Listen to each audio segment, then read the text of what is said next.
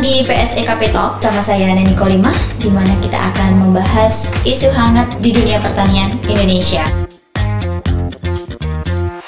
Dalam episode kali ini kita akan membahas topik yang sangat menarik, di mana kecerdasan buatan Artificial Intelligence atau yang biasa kita sebut dengan AI mampu mengubah wajah pertanian Indonesia. Pertanian yang sudah menjadi tulang punggung ekonomi kita kini mulai bersentuhan dengan teknologi yang paling canggih untuk meningkatkan produktivitas dan efisiensi. Tapi bagaimana sebenarnya AI bekerja dalam pertanian dan apa dampaknya bagi pertanian kita? Untuk itu telah hadir bersama kita Kepala Bagian Umum Pusat Sosial Ekonomi dan Kebijakan Pertanian yang sudah berpengalaman dalam pengembangan IT. Selamat datang Bapak Eko Nugroho. Terima kasih telah berkenan hadir. Selamat pagi Mbak Neni dan selamat pagi para pemirsa PSEKP Talks. Bapak, sebelum berdiskusi nih, boleh dong kasih bocoran bagaimana sih Bapak punya ketertarikan dalam pengembangan IT? Baik, terima kasih Mbak Neni. Jadi yang namanya IT atau teknologi informasi itu saat ini sudah masuk ke semua bidang kehidupan, termasuk bidang pekerjaan. Bahkan dengan digabungnya komunikasi itu menjadi IT, saat ini sudah saling terintegrasi, di mana kita dengan mudah dengan IT itu kita bisa akses dari mana aja. Kalau dulu mungkin IT itu keterkaitannya dengan komputer ya, komputer, desktop, laptop seperti itu. Tapi sekarang di handphone kita sudah bisa mengakses semua informasi atau semua data dari perangkat bergerak. Makanya dibilangnya sekarang menjadi ICT. Information Communication Technology, seperti itu.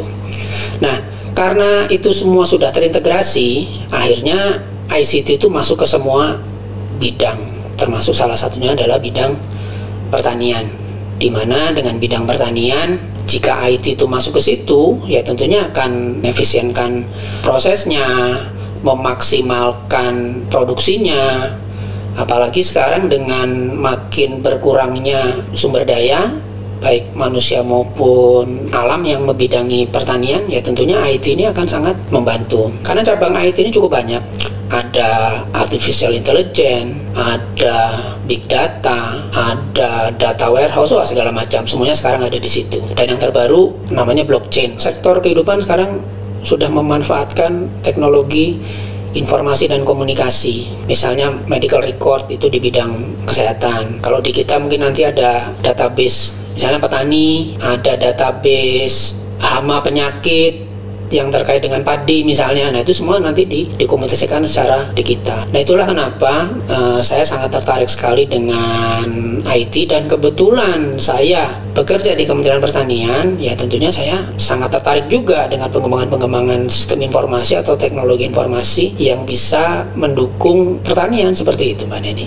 Sebenarnya dari kapan AI ini berkembang ya Pak ya? Sebetulnya AI itu diteliti udah lama ya, dari tahun 1959. Bayangin Mbak Neni, 1959 saat itu tuh belum ada komputer, belum ada chip, belum ada prosesor, tapi orang sudah mulai meneliti yang namanya Artificial Intelligence. Jadi gimana sih caranya supaya manusia itu dibantu oleh mesin, tapi mesin yang bisa meniru pola pikir manusia. Dulu AI itu sebetulnya secara nggak langsung itu ditemukan oleh si Alan Turing, di mana dia orang yang sangat berjasa untuk mengakhiri Perang Dunia Kedua dengan memecahkan kode rahasia Jerman yang namanya Enigma.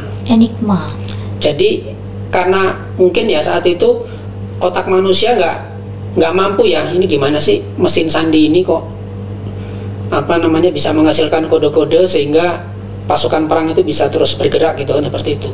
Diciptakanlah mesin yang bisa membaca si Enigma itu, yaitu yang menciptakan sarjana matematika itu yang namanya Alan Turing. Nah dari situlah AI itu terus berkembang sampai akhirnya pada tahun 1980 itu terciptalah komputer pertama kali. Personal komputer yang menciptakan IBM. Ya tentunya dengan penciptaan komputer ini makin membuka jalan, AI itu makin berkembang, tersedia. Nah di pertengahan tahun 2000-an itu mulai melakukan riset komputer itu bisa mengenali bahasa manusia. Namanya NLP, Natural Language Processing. NLP. Jadi bagaimana komputer itu diperintah secara bahasa manusia dia bisa mengeluarkan data. Misalnya, kan sekarang banyak chatbot ya. Chatbot itu misalnya, ini lihat di WhatsApp, itu ada Meta, itu chatbot itu. Sekarang Mbak Neni tanya, apa sih yang dimaksud dengan brigade pangan? Pasti dia akan memberikan informasi. Tanpa Mbak Neni harus masuk ke, misalnya ke website Badan SDM, atau ke website Tanaman Pangan, tapi dengan perintah itu, dengan bahasa manusia biasa, itu komputer bisa mengenali dengan mudah. Dan itu terus berkembang sampai sekarang namanya kalau nggak salah LLM, Large Language Model. Bukan MLM ya Pak? Bukan.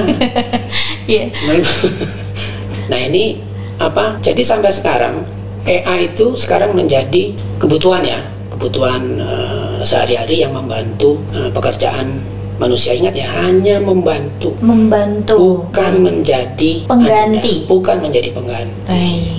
Gitu Mbak Neni. Luar biasa ya. Kalau kita bisa nyari informasi dari Meta ya istilahnya Pak, kalau kita temukan di WhatsApp ya? Tadi itu ya. WhatsApp. Itu sama kayak jadi apa bedanya ini dengan Google misalnya? Kan biasanya kalau kita mau nyari informasi kan coba tanya Mbah Google. Bedanya apa dong ya Pak? Nah kalau Google itu posisinya sebagai search engine. Begitu Mbak Neni cari sebuah informasi, maka dengan kecanggihan data crawlingnya, dia akan memberikan semua alternatif yang Mbak Neni cari. Misalnya, kalau Mbak Neni cari PSEKP, mungkin di search engine-nya Google itu akan menemukan sekian ratus artikel atau sekian ribu artikel tentang PSEKP. Itu pasti muncul. Nah, kita diminta nyari sendiri alternatif mana kira-kira yang cocok. Itu search engine Google. Iya. Tapi kalau AI itu langsung ke apa yang Mbak Neni tanya, apa sih PSEKP? Nah, nanti dia akan dengan senang hati, makanya sekarang di Google itu ada fitur AI kan di atasnya kan? Iya. Nah, jika Mbak Neni cukup dengan informasi yang ada di atas itu, Mbak Neni nggak perlu nyari alternatif di informasi yang ada di bawahnya. Oh, cukup, definisinya PSEKP ini. Dia adalah unit eselon 2 di bawah Sekretariat Jenderal yang tugas pokok fungsinya adalah melakukan membuat policy brief di bidang pertanian. Nah, sementara di bawahnya, di search engine-nya itu macam-macam. Ada artikel berbagai macam terkait PSEKP. Nah, itulah. Jadi di IT bisa menawarkan solusi-solusi seperti itu. Nah, itulah IT yang bisa memudahkan kehidupan manusia. Sekarang lebih penting orang ketinggalan dompet daripada ketinggalan handphone. Iya. Pasti balik lagi tuh. Kalau ketinggalan handphone, karena dia menjadi jendela informasi sekarang. Iya, luar biasa. Perangkatnya kecil seperti ini. Iya. Prosesornya juga udah setara komputer, ya kan? Kapasitas penyimpanan juga udah setara komputer. Ya, orang nyaman akhirnya dengan ini. Uang juga ada di sini. Iya. Transaksi ada di sini. Iya. Nah, gitu. Bapak, kalau ngomong-ngomong AI dalam dunia pertanian nih, jadi apa ya bedanya dengan penerapan pertanian secara tradisional? Nah, gini, mesin panen ya, combine harvester itu kan ada skala-skala mesinnya itu kan. Nah, skala-skala mesinnya, misalnya dia bisa nampung panen sampai 10 ton, 20 ton. Nah, itu nanti si mesinnya itu akan diberikan sensor atau data yang bisa mengirimkan ke pusat data yang ada di untuk pengelolaan pertanian itu. Nah, dari data yang diperoleh itu, si AI nanti akan mengolah semua data-data itu. Oh, jadi sekian ratus hektar ini bisa menghasilkan panen 100 ton padi atau 10 ton misalnya tomat gitu.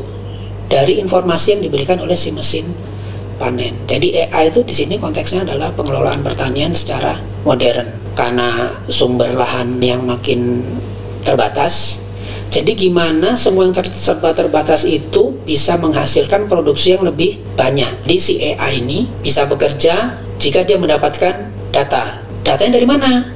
Ya dari IoT itu. IoT-nya apa? Ya mesin panen, kemudian drone, sensor, irigasi. Nah, itu semua nanti dipasangin sensor yang menghasilkan data. Nah, itulah nanti yang bisa dilakukan analisa data menggunakan AI. Jadi pendekatannya adalah konteks pertanian modern. Nah kalau lahan seluas itu menggunakan tradisional, ya tentunya akan banyak yang mungkin akan terbuang, jadi tidak efisien gitu Mbak Neni. Wah, luar biasa Pak, sangat menarik. Nah ini apakah kira-kira ini saat ini ada proyek atau inisiatif yang sedang berjalan di Indonesia yang menurut Bapak menjanjikan? Harusnya ada ya, karena gini, saat ini Kementan itu tengah menggalakkan pertanian modern ya. Nah Pak Amran ini membuat program-program terobosan ya. Nah beliau ingin bahwa semua itu diolah menggunakan mekanisasi pertanian. Karena apa? Pak Amran ingin produksinya itu meningkat gitu, produksinya meningkat, efisien, dan penggunaan alat-alatnya juga pengelolaan sumber daya pertanian. Apakah itu combine harvester, apakah itu traktor. Jadi sekarang pemerintah itu mengupayakan supaya petani atau kelompok tani itu bisa mendapatkan akses yang mudah untuk pengelolaan pertanian, apakah itu bibitnya, apakah itu alatnya. Jadi harusnya ada itu nanti Mbak, karena ini kan baru mulai ya, nanti akan kita lihat sini. Tapi kalau saya yakin itu nanti menjadi suatu proyek percontohan yang bagus ya. Nah ya tentunya nanti arah besarnya adalah swasembada pangan, seperti itu Mbak Neni. Luar biasa kalau melihat visinya yang luar biasa, pastinya respon itu. Petani juga. Nah kira-kira bagaimana sejauh ini Pak? Nah sebetulnya kalau respon petani di kita ya tentunya dengan adanya kemudahan ini ya pasti mereka akan menyambut baik ya. Karena yang namanya diberi kemudahan pasti kan orang kan senang ya. Pasti pengelolaan lahan itu akan pasti lebih efisien. Alatnya ada kok, alatnya ada, pembiayaannya ada, pupuknya ada, benihnya ada. Apalagi gitu loh. Selain sekarang yang tersisa adalah tinggal semangat mereka gimana mereka bisa mengelola lahan itu dengan baik. Kalau bicara tentang program itu kan pasti goalnya itu kurang lebih di produktivitas dan efisiensi tadi itu ya Pak. Kira-kira nih dengan kecanggihan AI yang sudah Bapak sampaikan tadi, mampu nggak kecerdasan buatan yang akan kita kembangkan itu mengatasi masalah-masalah klasik? Karena kan untuk produktivitas tidak lepas dari pengaruh cuaca, pengendalian hama misalnya. Bagaimana menurut Bapak? Saat sawah itu kena serangan hama, kalau sawah itu sudah dilengkapi dengan istilahnya peralatan pemantau data atau IoT, misalnya drone lah, taruhlah drone. Nanti si drone itu kan tentunya akan memberikan semua data-data sawah-sawah atau apapun yang terkena serangan hama. Nah nanti tentunya data tentang serangan hama itu akan disampaikan ke pusat data. Kemudian data itu nanti diolah. Oh serangan hama ini perlu kadar pestisida yang sekian gram. Ya, saya kurang tahu ya karena saya orang lebih ke IT ya. Sekian gram. Oh jadi kalau nanti serangan hamanya seperti itu, nanti kadar pestisidanya mungkin cuma 10 gram aja cukup. Kalau makin banyak ya tentunya kadarnya nanti makin ditingkatkan seperti itu. Atau misalnya sawah itu kekurangan debit air misalnya. Nah sensornya akan mendeteksi sesuatu, oh ini kurang debit airnya. Nah nanti apakah itu nanti irigasinya akan diatur, jadi pintunya itu bisa buka otomatis atau pompanya itu nyala otomatis sehingga sawah itu akan teraliri dengan semestinya, dengan kadar normal. Jadi semua teknologi itu kalau kita sebutnya dengan precision farming ya tentunya akan membantu ya Mbak Neni ya dalam efisiensi pengelolaan lahan, apakah itu nanti hama, apakah itu nanti penggunaan air, penggunaan pupuk atau penggunaan pestisida, itu semuanya diatur oleh sistem dan real time saat itu juga. Wah, saat itu juga. Jadi nggak usah ada orang-orang yang itu, cukup itu aja sistem itu yang bekerja untuk mengawasi si lahan pertanian itu sampai dia nanti panen. Kalau secara teknis ini sangat efektif ya Pak ya. Kira-kira kalau dari sisi sosial ekonomi, bagaimana dampaknya Pak? Nah itu dia Mbak Neni, yang namanya investasi IT itu mahal. Jadi kalau kita praktekkan di skala yang kecil, ya tentunya itu nanti akan sifatnya akan kegedean investasinya daripada lahan nanti yang akan diterapkan ya saya sebut aja sekarang smart farming ya. Nah makanya itu harus ada kolaborasi gitu loh antara pemerintah, kemudian antara swasta yang menyediakan teknologi ininya ya, teknologi informasinya ya, termasuk nanti juga dengan pelatihan-pelatihan terhadap petaninya. Harus ada kolaborasi seperti itu. Kita tahu bahwa yang namanya AI itu nanti akan memberikan dampak yang positif daripada negatifnya gitu kan. Jadi penerapan AI ya tentunya harus di skala yang lebih besar. Misalnya sekarang ini ada kegiatan brigade pangan yang sampai 200 hektar. Nah, itu saya kira lebih lebih pas lah dibandingkan kalau yang skala kecil. Nah sekarang tinggal bagaimana nanti yang kecil-kecil itu kita ajak kolaborasi. Kan pasti itu akan meningkatkan skala ekonomi. Wong sumber dayanya dikit tapi hasilnya gede, kan pasti keuntungannya tentu besar kan, tentunya besar. Nah saya kira bagus nih dengan program-program sekarang semua masyarakat itu diajak berpartisipasi, makanya dikenal dengan ada namanya istilah petani milenial seperti itu kan. Nah, petani milenial itu ya, ini diharapkan itu ya juga akan meningkatkan pendapatan mereka gitu loh, penghasilan mereka gitu loh. Ya saya kira itu bagus. Jadi pastinya itu akan berdampak sekali terkait dengan sosial ekonomi masyarakat. Nah tinggal nanti aturannya gimana gitu loh, agar semua orang tuh bisa berkecimpung di situ. Yang kecil kita ajak bergabung lah dengan apakah namanya korporasi petani atau apa, saya kurang tahu, tapi istilahnya rakyat juga bisa menikmati teknologi itu gitu loh. Kan udah jelas hasilnya bahwa AI di bidang pertanian itu mengubah revolusi pertanian. Pertanian itu menjadi sesuatu yang canggih gitu loh. Nah saking canggihnya itu nanti akan menghasilkan budidaya pertanian yang berkelanjutan. Nah kenapa saya bilang seperti itu? Itu karena ini kan semua sudah didata tuh sama si sistem.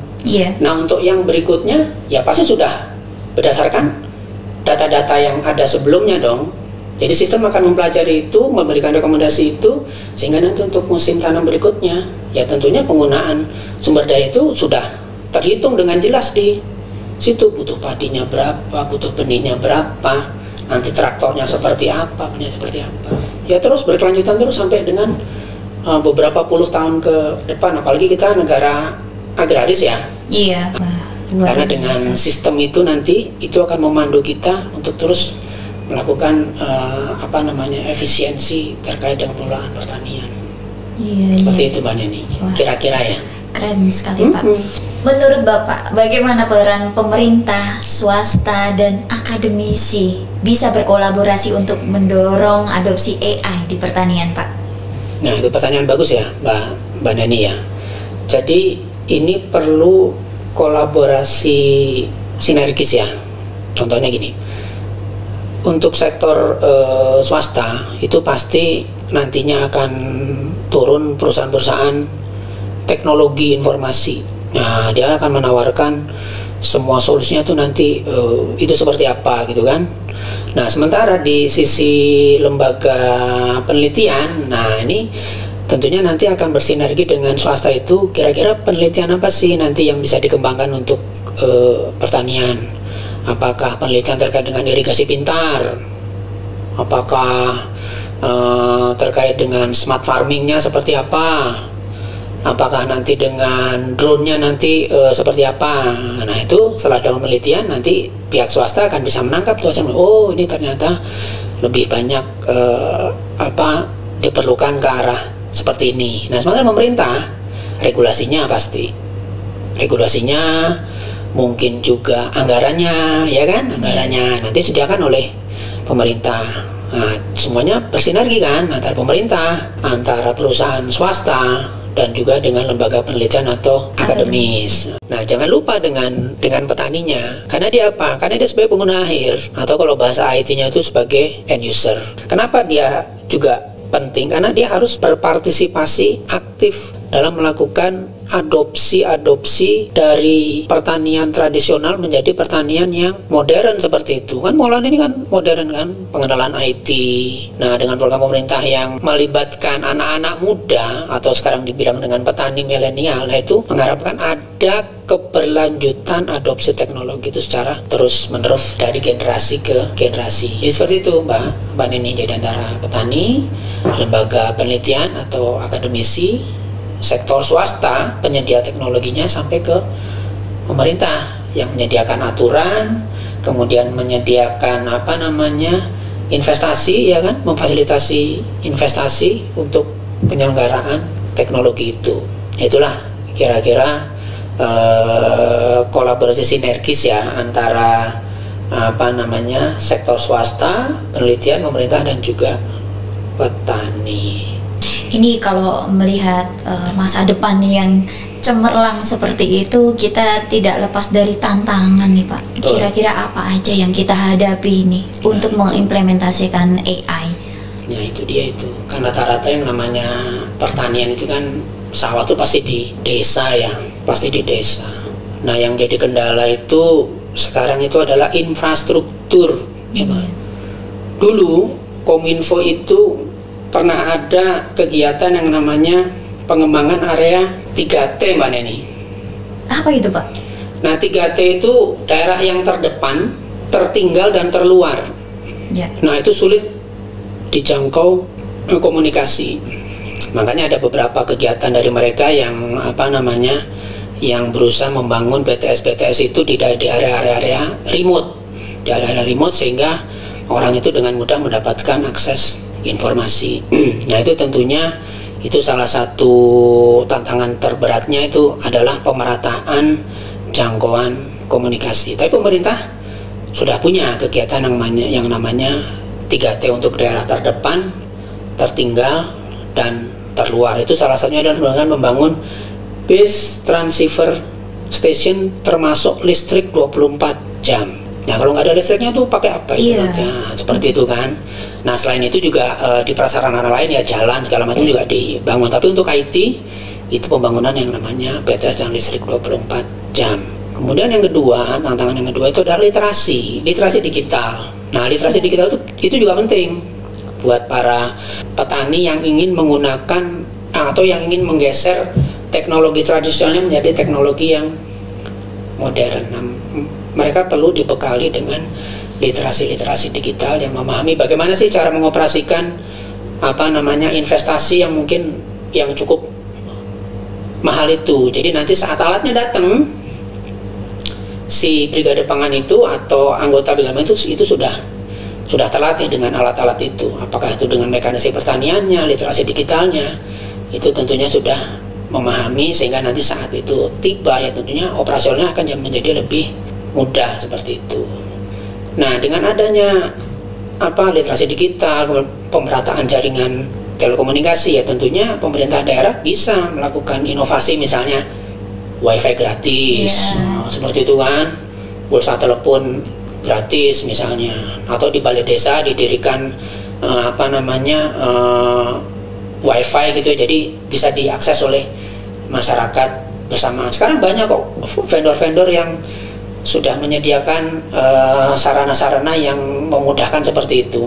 Kalau misalnya 3T itu misalnya belum menjangkau areanya, nah banyak itu vendor-vendor swasta yang bisa menyediakan seperti itu, yang langsung akses ke satelit langsung, Starlink atau apa gitu, dengan berbagai paket yang ditawarkan oleh si vendor itu yang cukup menarik. Nah bisa itu kita gotong royong bersama untuk mendirikan penyediaan internet. Jadi kemudahan akses informasi itu juga bisa dinikmati petani dimanapun berada. Masuk di desa-desa, di pegunungan, nah itu bisa menikmati hal itu gitu, seperti itu. Apakah ada teknologi AI yang baru atau sedang dikembangkan menurut Bapak yang kedepannya menjadi game changer di industri pertanian? Sebenarnya kalau sebagai game changer iya. Karena seperti tadi saya sampaikan bahwa teknologi informasi atau khususnya AI ini bisa mengubah wajah pertanian kita ya, khususnya di Indonesia ini menjadi sesuatu yang canggih gitu. Jadi tidak dipandang ini sebagai kegiatan rutinitas yang sifatnya tradisional, tapi kita sudah membuatnya secara canggih gitu. Nah, bisa kita lihat kenapa itu menjadi game changer. Itu misalnya dia bisa mengoptimalisasi produksi pertanian melalui data yang real time, ya kan? Tadi kan datanya real time, jadi kita bisa meningkatkan produksi dengan data-data yang lebih akurat, informasi yang lebih akurat. Bahkan bisa melakukan pengelolaan hama yang efektif, ya kan? Tadi misalnya bisa memberantas hama wereng atau hama tikus sesuai dengan sesuai dengan data real time yang diberikan. Ada juga ke peningkatan hasil panen, udah jelas.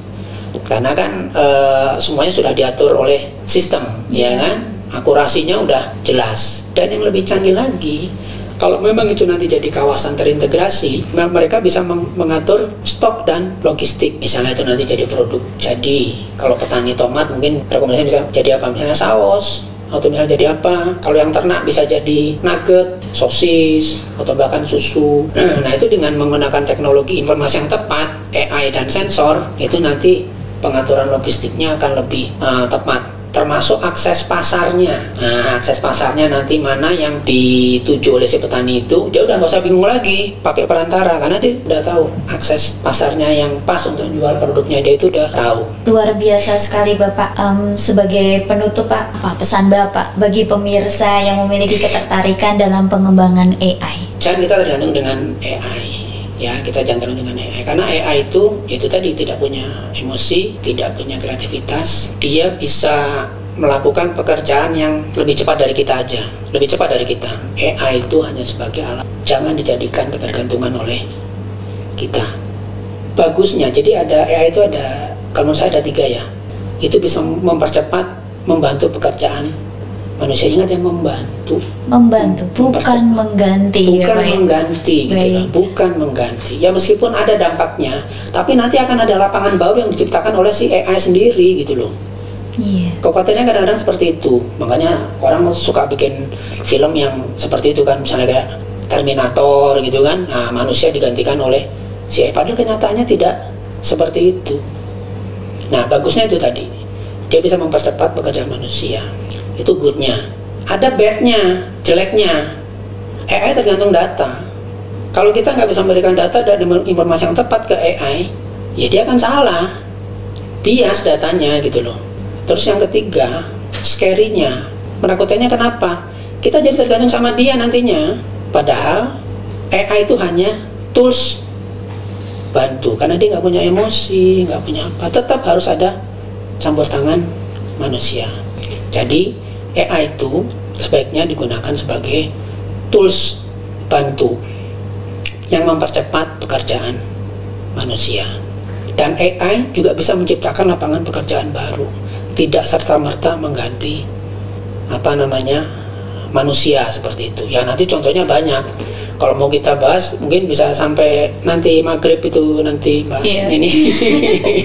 Gitu Mbak Neni. Baik Pak, terima kasih sekali Pak Eko atas informasi, wawasan yang luar biasa. Kalau istilah Gen Z ini isinya daging semua Pak.